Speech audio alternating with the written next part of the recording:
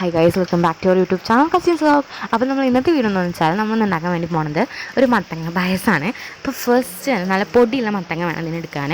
നമ്മൾ മത്തങ്ങ പായസം ഉണ്ടാക്കണമെങ്കിൽ നല്ല പൊടിയുള്ള മത്തങ്ങ വേണം കേട്ടോ എടുക്കേണ്ടത്. അത് നമ്മൾ പൊടിയുള്ള മത്തങ്ങ എടുത്തിട്ട് നമ്മൾ അതിൽ തോലി കളഞ്ഞ് കട്ട് ചെയ്ത് കഴുകിയതിന് ശേഷം കുക്കറിലിടാണ് നമ്മൾ വേവിക്കാൻ വേണ്ടിയിട്ട്. അങ്ങനെ നമ്മൾ കുക്കറിന് ഇട്ടതിന് ശേഷം മത്തങ്ങയ്ക്കൊരു വേവുണ്ടല്ലോ, അതേവരെ അടിച്ചു നോക്കിയാൽ എനിക്ക് ഓർമ്മയില്ല എത്ര വിസിലടിച്ചു കേട്ടോ. അങ്ങനെ അതിന് ശേഷം നമ്മൾ ഈ സമയത്ത് നമ്മൾ വേറെ സംഭവം ഉണ്ടാക്കണം. ഈ അരിപ്പൊടിയുടെ പിടി എന്നൊക്കെ അറിയില്ലേ, ആ സാധനം പോലെ തന്നെ ഒരു സാധനം ഉണ്ടാക്കുന്നത് നമ്മൾ മത്തങ്ങ പായസത്തിലിട്ടിട്ട് നമ്മൾ ഇടയിൽ ഇങ്ങനെ കടിക്കാനൊക്കെ ഇട്ടത്.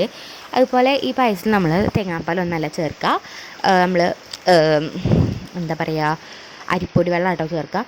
പിന്നെ നമ്മൾ ആ പാത്രം വെള്ളം ആ പാത്രത്തിൽ വെള്ളം വെക്കുക. ഒരു പാത്രത്തിൽ അതിൽ വെള്ളം നല്ല തിളച്ചതിന് ശേഷം അതിലേക്ക് പിടി നമ്മൾ ഉണ്ടാക്കില്ലേ ആ സാധനം അതിലിടണം കേട്ടോ. എന്നിട്ട് നമ്മളിത് എങ്ങനെ വെന്തു എന്നറിയാൻ വേണ്ടിയിട്ട് ഇതിങ്ങനെ പൊങ്ങി വരും, എന്താ പറയുക, വെന്തിട്ടുണ്ടെങ്കിൽ ഇത് പൊങ്ങി വരും കേട്ടോ.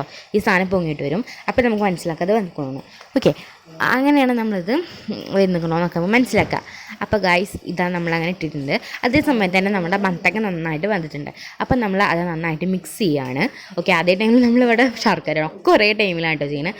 അങ്ങനെ മത്തങ്ങ നല്ല മിക്സ് ആക്കിയതിന് ശേഷം ഞാൻ പറഞ്ഞില്ലേ ഇതിൽ തേങ്ങാപ്പാൽ നല്ല ചേർക്കുക, നമ്മൾ അരിപ്പൊടി വെള്ളമാണ് ചേർക്കുക. നമ്മൾ അരിപ്പൊടി വെള്ളം എടുത്തിട്ടുണ്ട്. അങ്ങനെ നമ്മളിത് നന്നായിട്ട് അരിച്ചിട്ട് വേണം ചേർക്കാൻ. കാരണം അരിപ്പൊടി പറയണത് എന്താ ഇതല്ലേ, എക്സ്പോയിലർ അല്ലേ. അപ്പോൾ അതിന് ശേഷം നമ്മൾ ശർക്കരയും പാടെ ഒരുക്കിയിട്ടുണ്ട്. ആൻഡ് നമ്മൾ നന്നായിട്ടൊന്ന് മിക്സ് ചെയ്യുക, നന്നായിട്ട് മിക്സ് ചെയ്യുക, എല്ലായിടത്തും ശർക്കരയും ഒക്കെ എത്തട്ടെ. അതിനുശേഷം നമ്മൾ കുറച്ച് ഏലക്കായും തേങ്ങയും ഇടുന്നുണ്ട്. ഏലക്കായ ഇടുന്നതെന്ന് വെച്ചാൽ ഒന്ന് ഫ്ലേവറിന് വേണ്ടിയിട്ടാട്ടോ. ഓക്കെ, ഓക്കെ, അങ്ങനെ ഇട്ടിട്ട് നമ്മൾ തേങ്ങയൊക്കെ പാടെ നമ്മൾ മിക്സ് ആക്കുക.